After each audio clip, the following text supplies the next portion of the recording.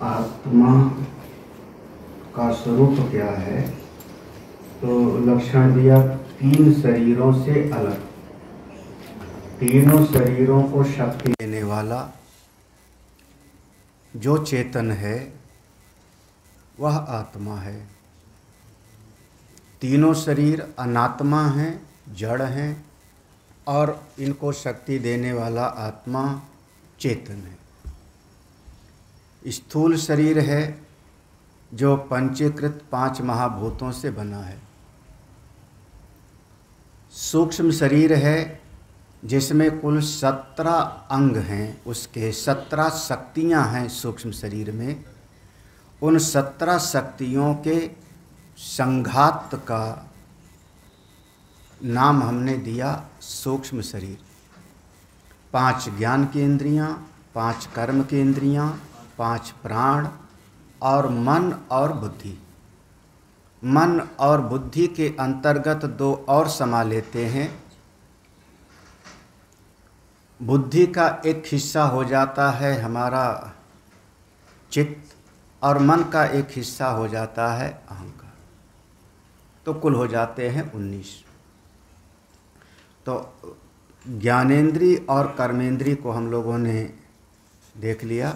अब आया विषय जो आगे था अंतःकरण का। अंतःकरणम नाम मनो बुद्धि चित्तम अहंकारश्च इति मनास्थानं गलान्तं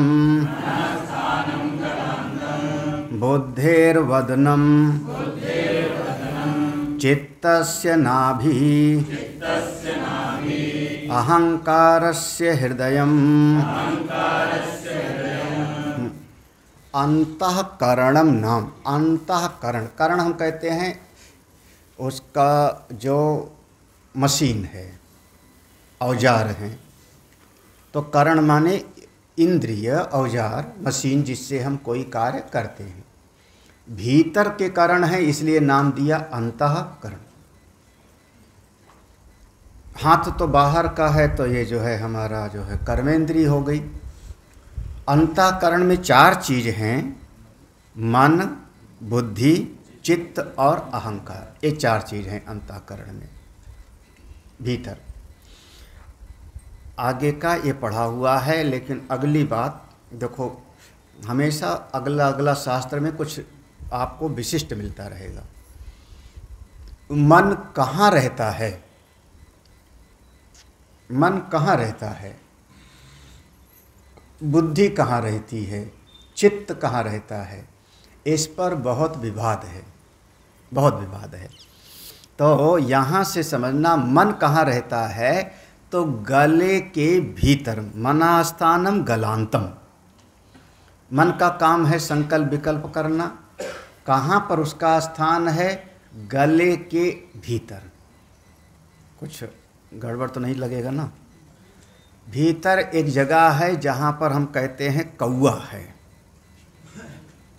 हाँ, कौवा होता है, कौवे बोलते हैं, लटकता रहता है टांसेस के जगह जैसा। तो ऐसे होता है।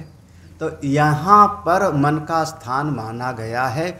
वहाँ पर हमारी चेतनता जब अभिव्यक्ति होती है तो भीतर तमाम तरह के उधेड़ बुन शुरू हो जाता है। ये करूं, ये न करूं।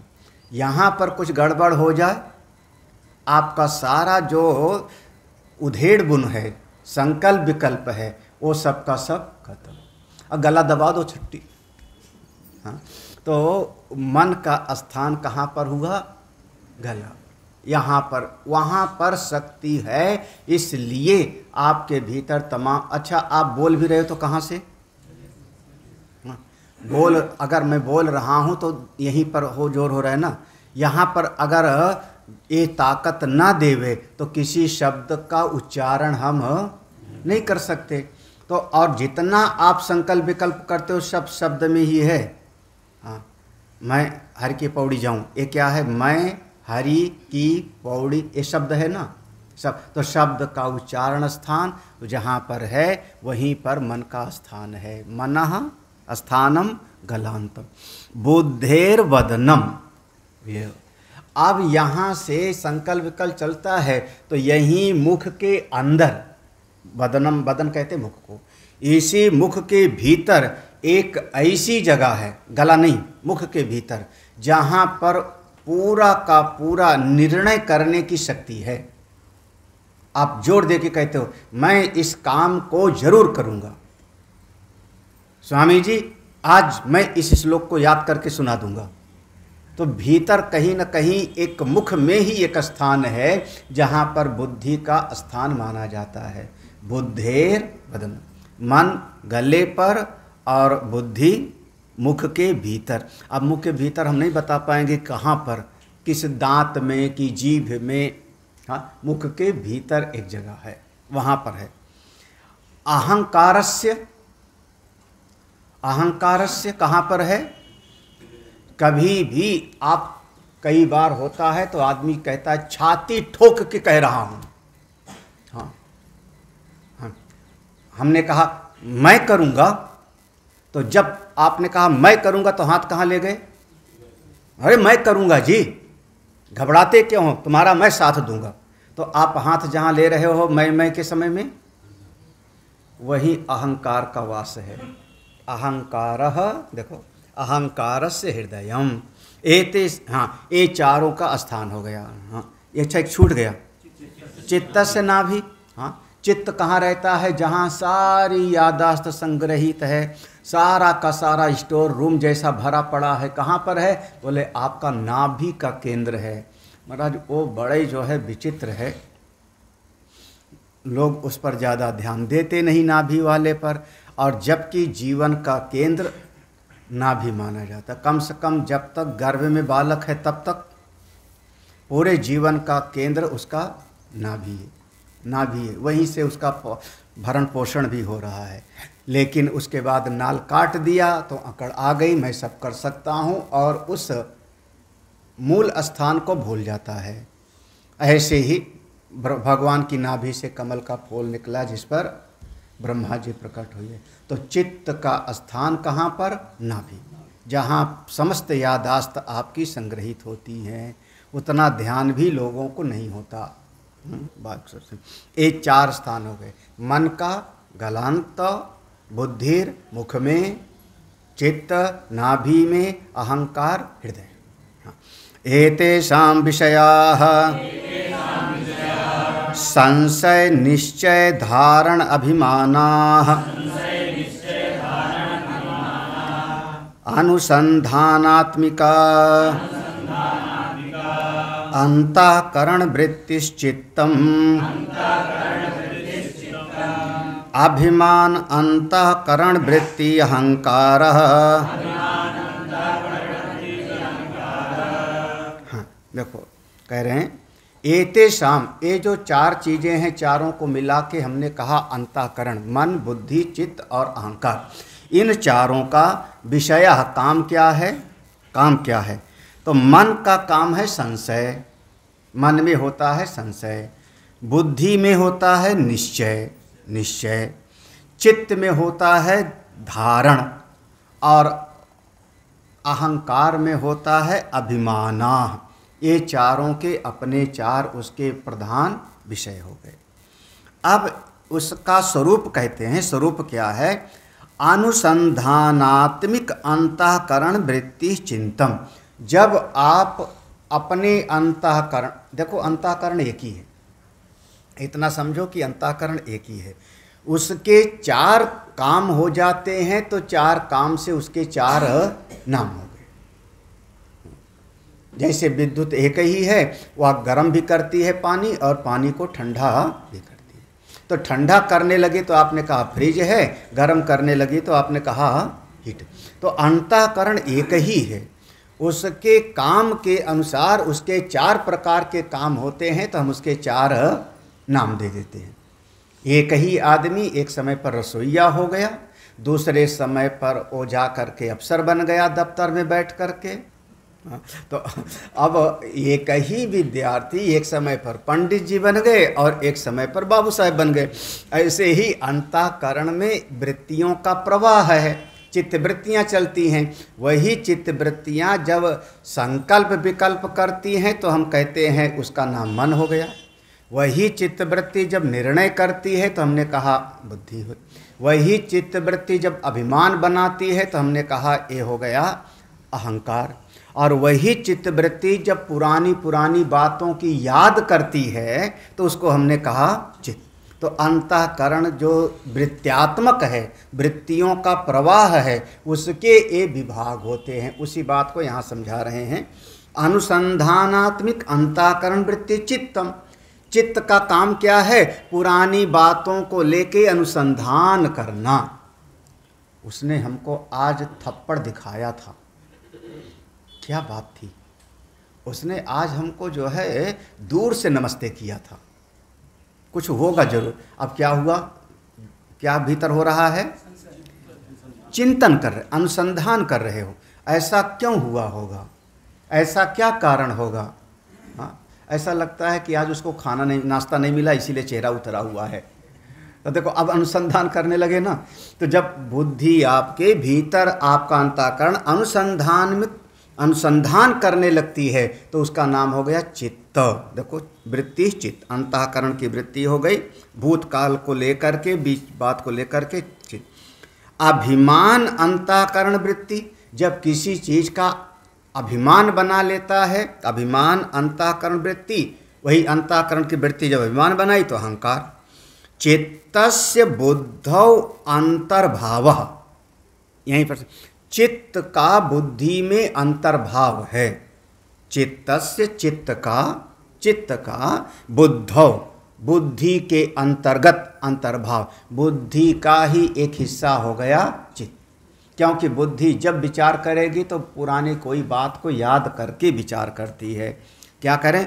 विषय, हाँ यहाँ तो पढ़ा था ना, विषय पारिच्छित्ति रूपत्व अविशेषात्। क्योंकि बुद्धि जब आपकी विचार करेगी तो किसी विषय को लेकर के विचार करेगी ना। हाँ, विषय माने एक गाय है, इसको चारा नहीं दिया, पानी पिलाना है, तो क्या हुआ? अब आपका जो भीतर से बुद्धि है वो गाय को विषय बनाई, फिर चारा को विषय बनाई, फिर पानी को विषय बनाया, फिर गाय के, तो वो विषय के साथ जुड़ती है। आप ऐसा अब विचार करो। चलो आज के दिन सत्संग के बाद विचार करना, सत्संग के बाद, हाँ चाहे यहीं पे बैठ के विचार करना 10 मिनट तक, खूब सोचना, लेकिन किसी के बारे में सोचना मत। हाँ? नहीं, भगवान को भी नहीं सोचना है ना। भगवान को भी तो सोचोगे तो या तो चतुर्भुज वाला या तो डमरू वाला, यही तो ना। अब वो भी विषय हो जाएगा। हाँ, अष्टभुजा सवार हैं दुर्गा, तो वो भी विषय हो गई। हाँ, गुरु जी का विचार करोगे तो गुरु जी विषय हो गए। किसी के बारे में मत सोचना, और सोचना क्या बात है। हाँ हाँ हाँ, सोचना 10 मिनट तक खूब विचार करना, लेकिन किसे, हाँ कंधे पे गमछा रखा है इसका मत सोचना कि गमछा है कि गायब हो गया। हाँ हाँ, क्योंकि गमछा हो जाएगा विषय। तो ये देखो, यही शब्द देखना ना ध्यान से, विषय परिचित रूपत्व अविशेषात्। क्योंकि बुद्धि जब भी आपका विचार करेगी तो कोई न कोई एक विषय को लेकर के विचार करेगी, और वो विषय का कोई न कोई एक नाम होगा। जिस भी विषय को देखोगे आप, उसका एक नाम होगा। इंद्र, कुबेर, एक नाम होगा उस नाम, और फिर उस नाम के साथ में अब आपका संशय आएगा, फिर कुछ और बात आवेगी। तो हमेशा आपका अंतःकरण किसी विषय को लेकर के ही होता है। हाँ, विषय अवच्छिन्न होकर के ही होता है, अन्यथा नहीं होता। और उसी विषय का आपकी बुद्धि चिंतन भी करती है और पुरानी बातों को, विषय को लेके ही याद करती है। इसलिए बुद्धि और चित्त दोनों का आपस में अंतर्भाव है, ऐसे कहा ना। हाँ, अनुसंधानम, हाँ तो चित्तस्य बुद्धो अंतर्भावः, चित्त का बुद्धि में अंतर्भाव है। चित्त जब बुद्धि हमने कह दिया तो उसमें चित्त अपने आप जाके समा गया। तो जैसे चार कहा था ना, अंतःकरण चार, लेकिन सूक्ष्म शरीर में गिनाया था 17, तो 2 ही गिनाया था, मन और बुद्धि। तो बुद्धि में चित्त जाके समाहित है। दूसरा देखो, विषय परचित्त रूपत्व, क्योंकि विषयाकार होता है तभी आपकी बुद्धि विचार करती है, शब्द को ही आधार बना के, विषय को ही आधार बना करके। थोड़ा ये भी तो लगे कि हाँ वेदांत सुन रहे हो, नहीं तो इतने दिन से लग रहा था कि बस कहानी सुन रहे हो। वेदांत माने थोड़ा तो गंभीर हो। अहंकारस्य मनस्य अंतर्भाव, देखो अहंकार का कहाँ जाके समापन हो गया? अहंकारस्य, अहंकार का मनस्य अंतर्भाव, मन में जाकर के अंतर्भाव हो गया। क्यों? तस्यापि संकल्पात्मकत्व विशेषात्, क्योंकि उसमें संकल्प विकल्प का भाव है, मैं ऐसा करूँगा, मैं ऐसा सोचूंगा। तो अहंकार और मन का एक ही भाव हो गया। तो बुद्धि और चित्त एक हो गए और अहंकार और मन एक हो गए। तो मुख्य रूप से 2 हुए, बुद्धि और मन। तो बुद्धि का एक हिस्सा हुआ चित्त और मन का एक हिस्सा हो गया अहंकार। आगे पढ़ो। बुद्धि ही अपूर्वो विषयः चित्तस्य पूर्वानुभवः मनसो बाह्यभ्यन्तरश्च अहंकारस्य तु अनात्मो परत आत्मा एवेति। देखो, हाँ अब ये पंक्ति बड़ी बढ़िया है, थोड़ा सा ध्यान से समझना। बुद्धे ही अपूर्वो विषयः, बुद्धि जिसको आप कहते हो ज्ञान, आप कहते हो आज हमको ज्ञान हुआ, तो ज्ञान का 2 बात समझो, ज्ञान की 2 बात समझो, 2 बात। पहली बात, जिस चीज़ को पहले कभी जाना हुआ है और फिर उसको आपने देखा तो जान लिया, तो ये बहुत साधारण वाला ज्ञान है, इसको हम असली वाला ज्ञान नहीं, हाँ स्मृति के अंतर्गत। हाँ, तो ज्ञान हम उसको कहते हैं जो स्मृति विलक्षण हो। ये क्या हुआ? चश्मा। ये चश्मा हुआ नहीं, ये चश्मा कैसे जाना? कैसे जाना? अरे पहले का अनुभव है, पहले का अनुभव है हमारे भीतर ना।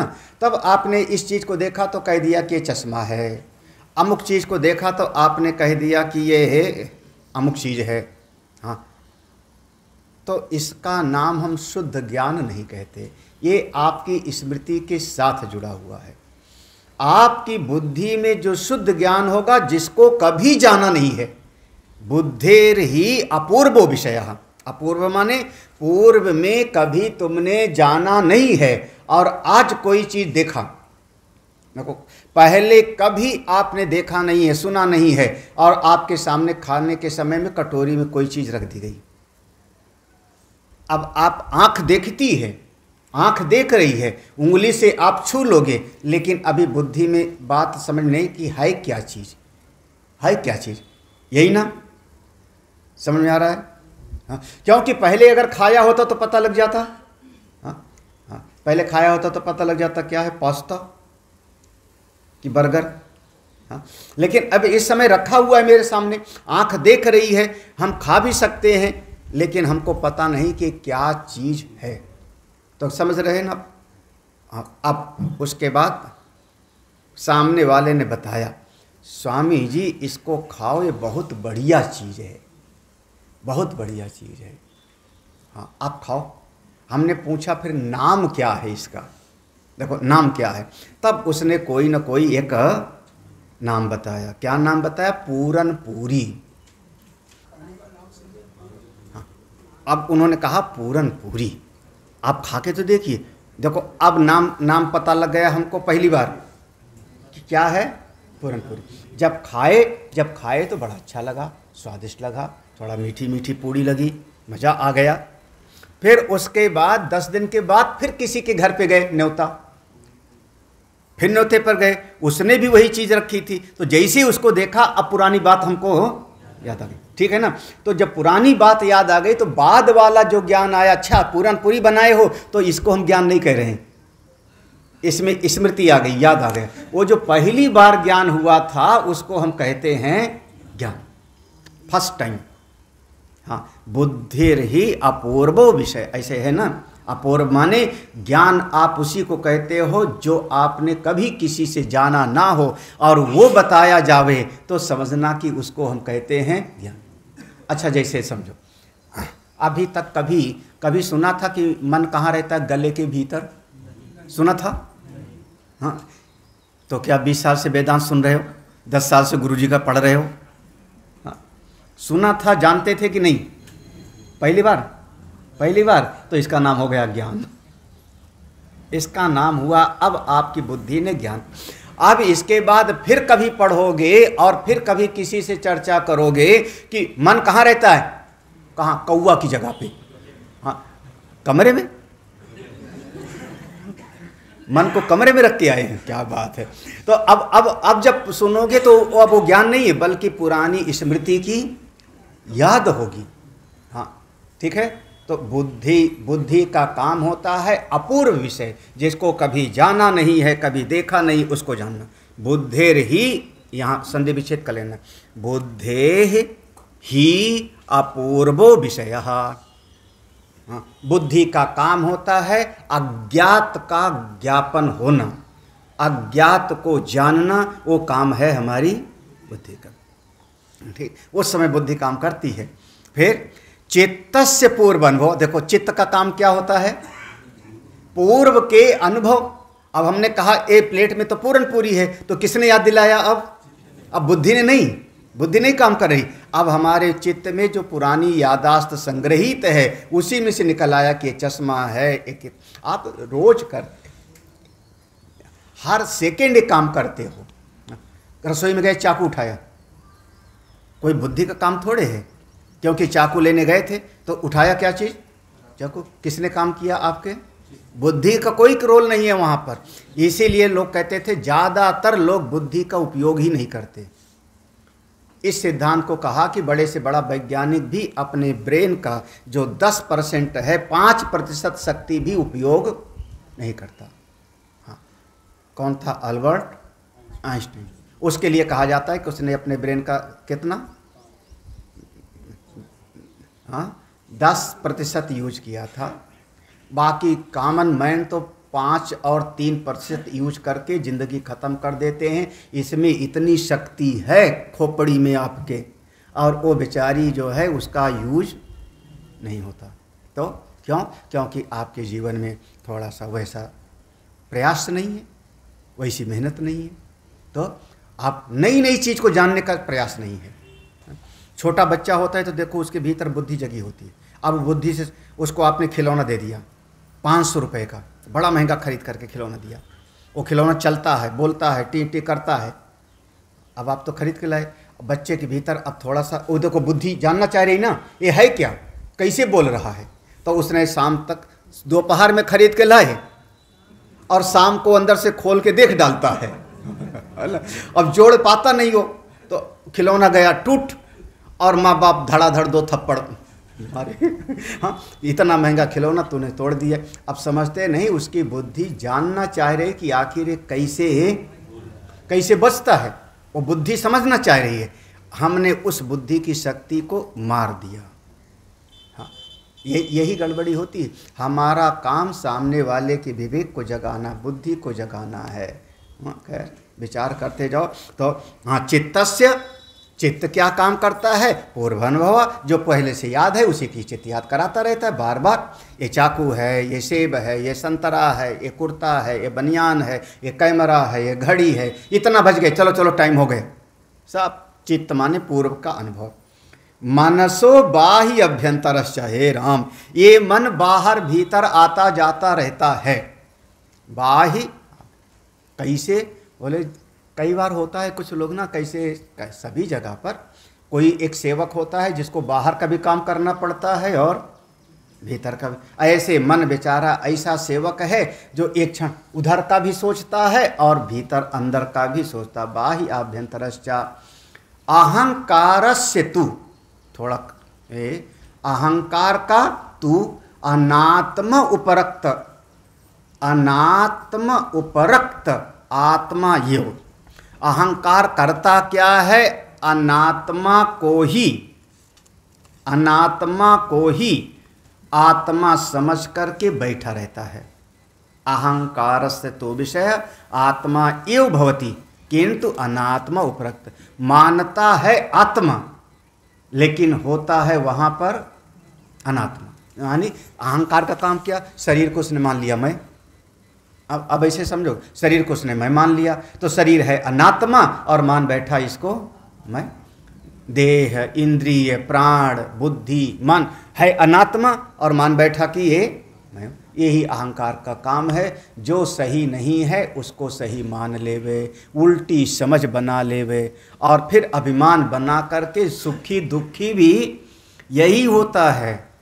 सुखी दुखी कौन हो रहा है? यही अहंकार ही होता है। जरा सी बात में कहता है मेरा अपमान हो गया, जरा सी बात में कहता है विजयी हो गया मैं। बस कौन हो रहा है? इसकी बात इसके अरे कई बार ये अहंकार का खेल बड़े निराले हैं महाराज। ये कई बार गुरु जी को भी कहता है गुरु जी आप मेरी बात समझे नहीं, गुरु जी आप मेरी बात को समझे नहीं। तब इसमें दो बातें हैं। एक बात तो ये कि गुरु जी अज्ञानी हैं और आप बार बार पढ़ते थे गुरुर् ब्रह्मा, तो गुरुजी सर्वज्ञ हैं, ये भी पढ़ते थे। और आपने कहा गुरुजी आप मेरी बात समझे नहीं, तो एक तो हो गया कि गुरुजी अज्ञानी हैं। क्या वो नहीं हो रहा है? दूसरी कि जो मैं समझता हूं वो हमेशा पक्का 100% सही है, जो मैं समझता हूं वही सही है। गुरु जी को थोड़ा अपने विचारों में संशोधन करना चाहिए। क्या बात है, इसी का नाम है अकड़ू जीव। हाँ बस फिर ये बेचारा जिंदगी भर दुख उठाता रहता है। कौन? जो कहता है गुरुजी समझे नहीं, है ना।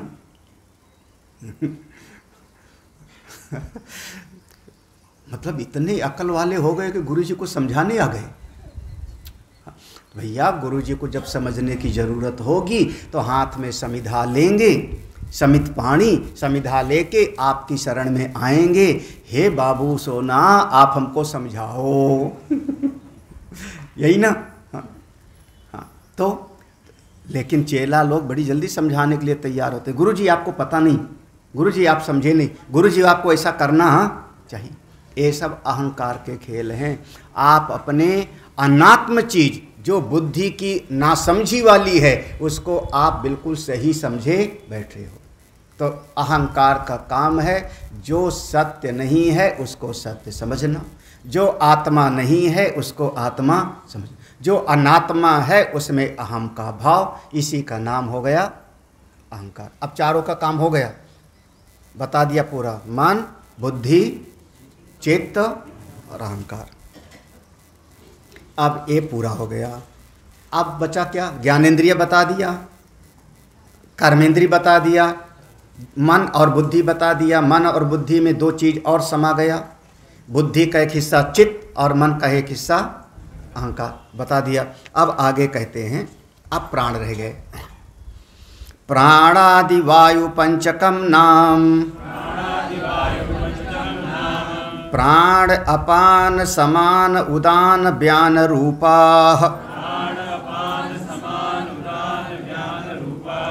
तेषां स्थान विशेषा उच्यन्ते, हृदि प्राणो गुदे पानः, समानो नाभिदेशतः, उदाना कंठदेशस्थो, व्याना सर्वशरीरगः। 5 प्राण होते हैं मुख्य, खास करके मुख्य 5 प्राण होते हैं। नाम देखो, प्राणादि वायु पंचकम। अरे 5 माने एक ही हवा है। वायु देखो प्राणादि वायु पंचकम नाम, ये एक भीतर हवा आ जा रही है ऑक्सीजन, उसी के 5 काम हैं, तो उनके 5 काम से उनका 5 नाम। हाँ, एक हवा ही मात्र है, भीतर हवा न जावे तो ऐसे मुंह बंद कर दो और नाक बंद कर दो, केवल 3 मिनट तक, बस ज़्यादा नहीं, 3 मिनट तक बस अंदर हवा न जाने दो। क्या होएगा फिर? हाँ, 3 मिनट में ऐसे ऐसे नहीं होगा, वो 1 मिनट में ऐसे ऐसे होगा। 3 मिनट में तो भैंसा को शमशान घाट ले चलो।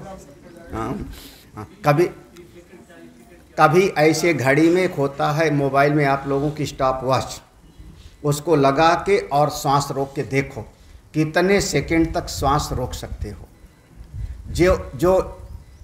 जो 1 मिनट तक 60 सेकंड तक सांस रोक सके, समझना वो योगी होगा, वो थोड़ा प्राणायाम वगैरह करता होगा। कितने मिनट रोक लेते हो स्टॉप वॉच लगा, तो समझना वो थोड़ा योग वगैरह प्राणायाम करता होगा, अनुलोम विलोम करता होगा तो रोक पाएगा। और 1.5 मिनट रोक लेवे तो समझना कि कुछ विशेष है, और 2 मिनट तक रोक लेवे तो समझना कि वो सिद्ध ही है। और अगर 3 मिनट तक कोई रोक लेता है तो या तो समाधि वाला होगा या तो मरा हुआ होगा। 2 ही हो सकता है। हाँ, तो अब श्वास आ रही, हवा आ रही ना भीतर, उसी के 5 काम हैं, तो 5 उसके अलग अलग नाम। कौन? देखो, प्राणादि वायु पंचकम, वायु पंचकम माने हवा के 5 स्वरूप, उनके 5 नाम। प्राण, ये जो समास है उसका अलग अलग, प्राण, अपान, समान, उदान, व्यान, रूपाः, ये 5 प्राण हो गए। तेषाम स्थान विशेषा, उनके 5 स्थान हैं, कहाँ कहाँ रहते, ये पहले नहीं पढ़ा होगा, है ना। देखो फिर इसीलिए कहते हैं अपूर्व है। क्या है? हृदय प्राणो, प्राण कहाँ रहता है? हृदय में, प्राण का निवास हृदय में। गूदे अपाना, अपान कहाँ रहता है? मलद्वार पर। समानो नाभि देशता, समान कहाँ रहता है? नाभि पर, उसका केंद्र है समान का नाभि पर। उदान कंठ देशस्थ, उदान कहाँ रह रहा है निवास? कंठ पर। व्यान सर्व, व्यान पूरे शरीर में घूमता है। महाराज व्यान कैसा है? ये महाराज सब जगह शरीर में घूमता है। ये प्राण हृदय में, अपान मलद्वार पर, और समान का स्थान नाभि, उदान कंठ देशस्थ कंठ पर, और व्यान सर्व शरीर में। अब 5 का काम देखो, 5 करते क्या हैं? 5 का काम क्या है? एतेषां विषयाः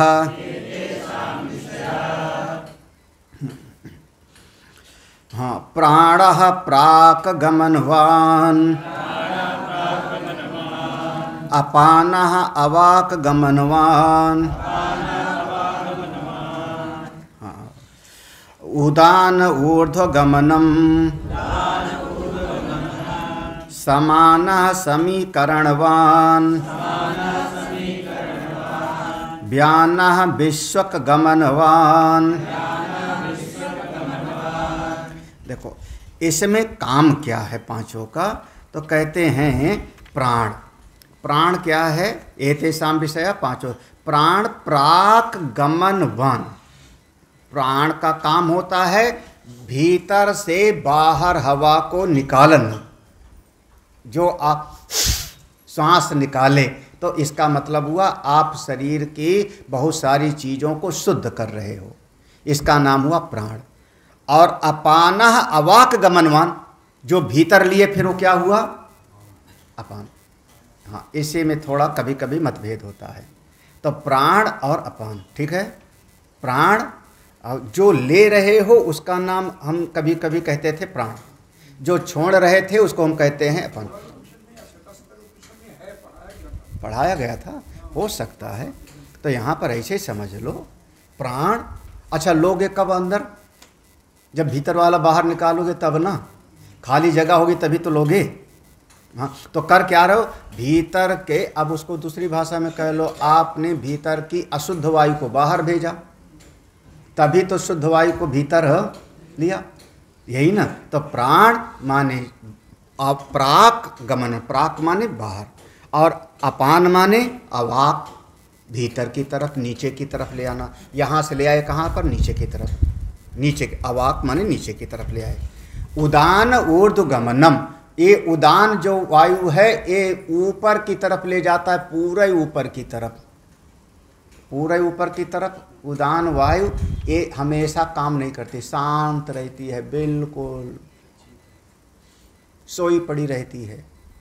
जिसकी कुंडलिनी जग जाती है उसका जगता है, और नहीं तो ये कभी कभी जगती है। और जब ये उदान वायु जगती है महाराज, तो आपका सब वायु को किनारे कर देती है, सांस लेना भी। कब, हिचकी आए तो,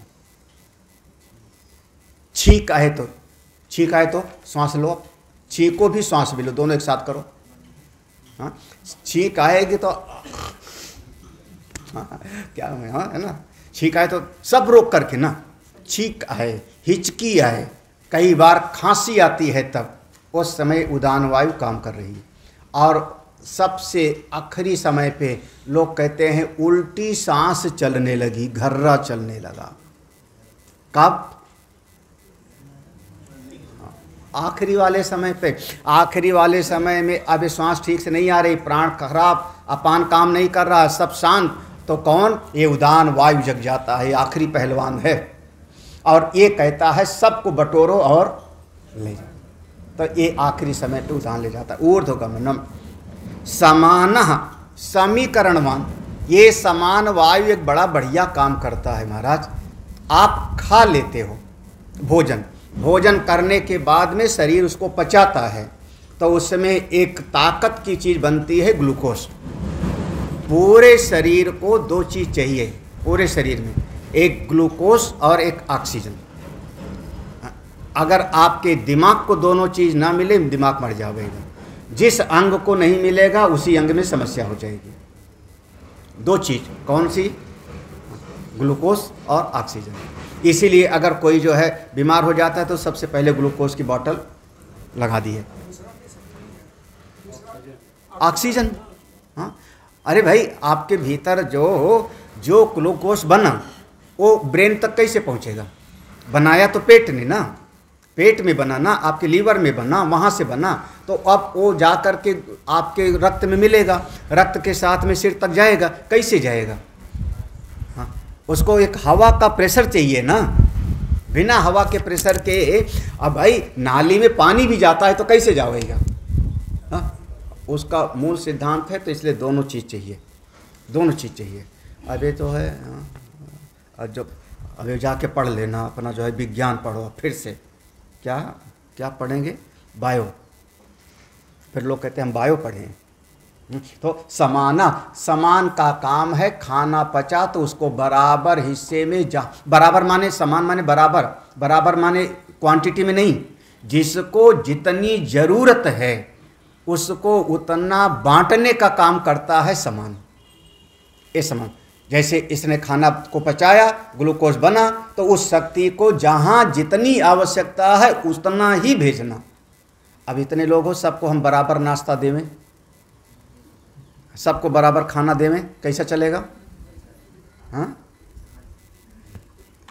अरे कोई 2 रोटी में पेट भर जाता है, किसी को 6 रोटी चाहिए, और आप सबको बराबर दो, 2 रोटी वाले को 6 रोटी दे दो, डंडा लेके बैठ जाओ खाओ, और 6 रोटी वाले को 2 रोटी दो और कह दो कि उठ जाओ।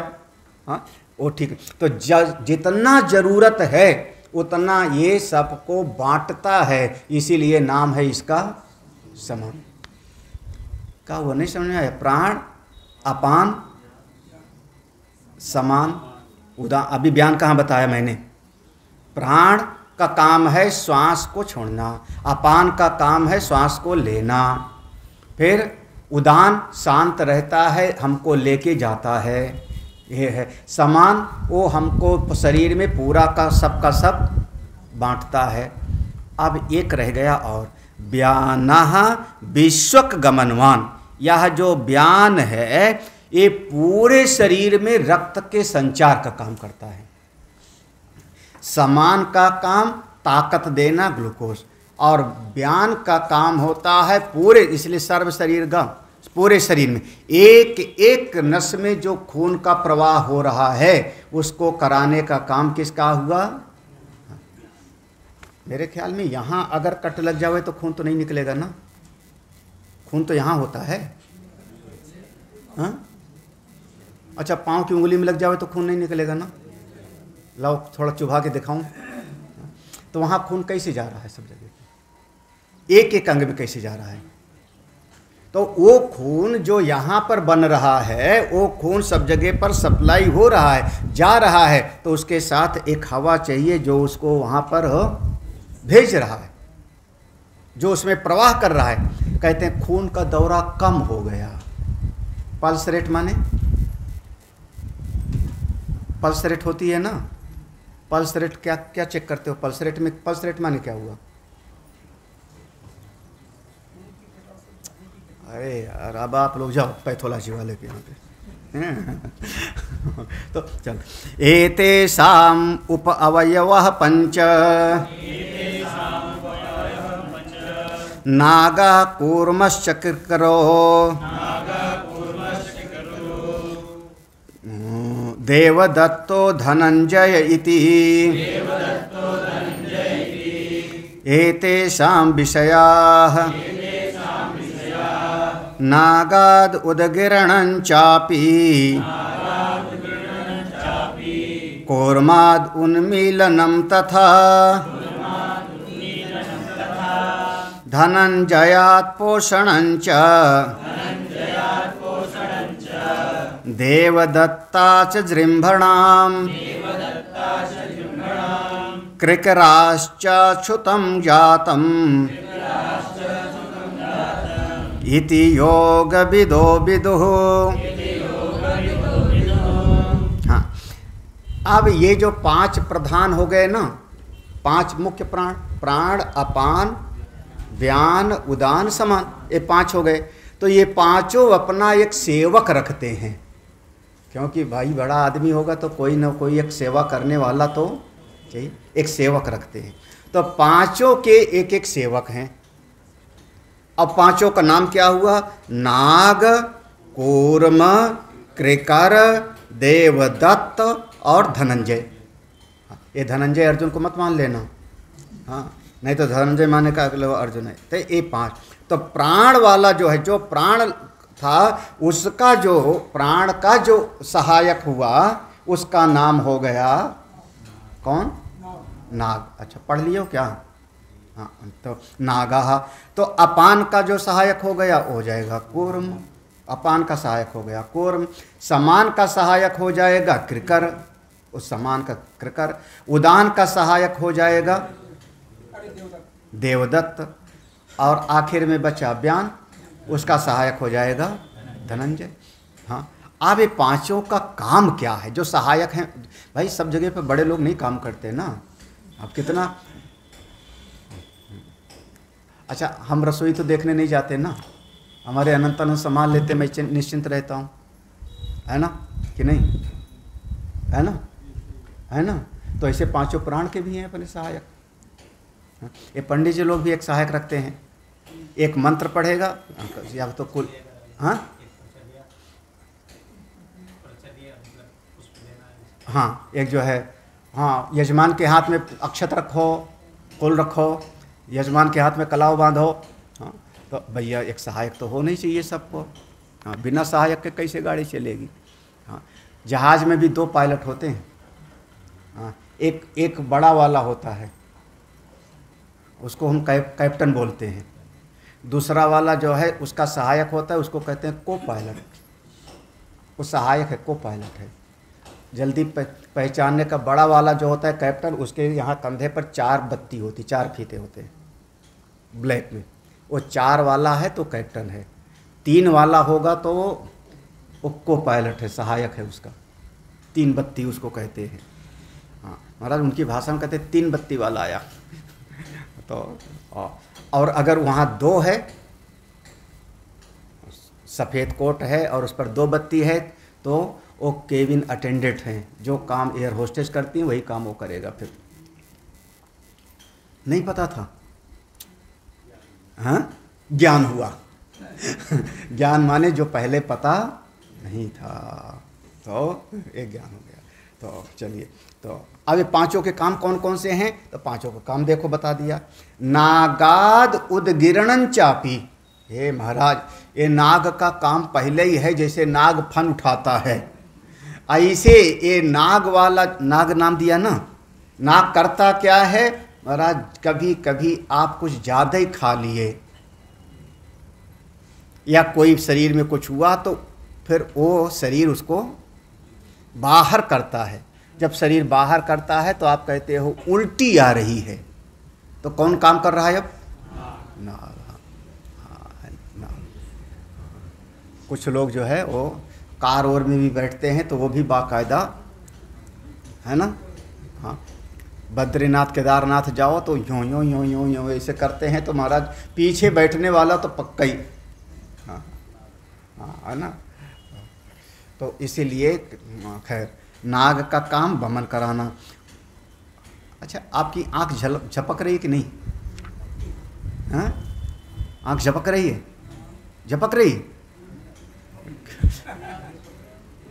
किसको आंख मारी? हाँ? किसने, कौन सी ताकत है जिसने आंख झपकवाई? कूर्माद उन्मीलनम तथा, देखो कूर्म वायु ये सहायक है ना उसका, अपान का, तो ये जो है आँख को खोलने झपकाने का काम करती है। धनंजयात पोषणं च, ये धनंजय जो है, याद है ये किसका सहायक था? ये धनंजय ब्यान का था ना, तो इसका काम होता है शरीर में जित पोषणं च, पोषण शक्ति देना। देवदत्ताचा, ये हमारे सत्संग में बहुत दिखाई पड़ता है। सत्संग में बाकायदा भाग भाग के आदमी आएगा और सत्संग में आता है। अब पूछो, सत्संग में ऊँघ रहे थे? नहीं स्वामी जी, ध्यान में बैठा था। ध्यान। तो वो जम्हाई आना किसका काम हो गया? देवदत्त, उसका मजबूत है। अब देखो, किसी विद्यार्थी को जम्हाई आवे तो, और आप बताना भी नहीं चाह रहे, वो कभी सुना नहीं है, तो दूसरे दोस्त से कहेंगे इसका देवदत्त गड़बड़ कर रहा है। देवदत्त जमाई। कृकराश्चाक्षुतम जातम, ये चौथा, 5वां है, कौन है? कृकरा। कृकर, कृकर माने क्या करता है? भूख लगाता है। तो नाग, कूर्म, ये श्लोक में ऊपर नीचे है, क्रम से नहीं। श्लोक में ऊपर नीचे है, लेकिन क्रम है नाग, कूर्म, कृकल। कृकल बोलते थे इसको, हम लोगों ने पढ़ा था कृकल। तो ला रा में अभेद माना जाता है, ला रायो अभेदो, तो अभेद माना जाता है। तो कृकल, देवदत्त और धनंजय, ये हो गए 5। अब देवता का नंबर आया। एतेषाम ज्ञानेन्द्रियादीनाम अधिपतयो दिगादय। अब इन सब के देवता बताते हैं आपको, कल बताते हैं देवता कौन कौन किसके किसके हैं। 5 प्राण, 5 मुख्य प्राण, 5 उप प्राण। शायद सबने नहीं ध्यान से सुना होगा, कभी ध्यान नहीं रहा होगा। नाग, कूर्म, कृकल, देवदत्त, धनंजय, और सबके अलग अलग काम हो गए, सबके अलग अलग काम हो गए, है ना। ओम पूर्णमदः पूर्णमिदं पूर्णात् पूर्णमुदच्यते पूर्णस्य पूर्णमादाय पूर्णमेवावशिष्यते। ओम शांति शांति शांति। जिसको जिसको जम्हाई आ रही थी सब मेरे नज़र में हैं, हाँ, सब मेरी नज़र में है। अब यहाँ हम कुछ बोल नहीं रहे हैं, नहीं तो फिर तो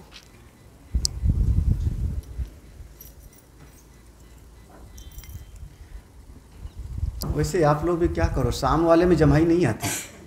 शाम वाले में तो एक राजा थे, फिर एक रानी थी, तो शाम वाले में बिल्कुल जम्हाई नहीं आती, है ना, है ना। कम लोग 2 घंटे बैठे रह जाते हैं, और सवेरे वाला महाराज न जाने क्या पढ़ाए जा रहे हैं।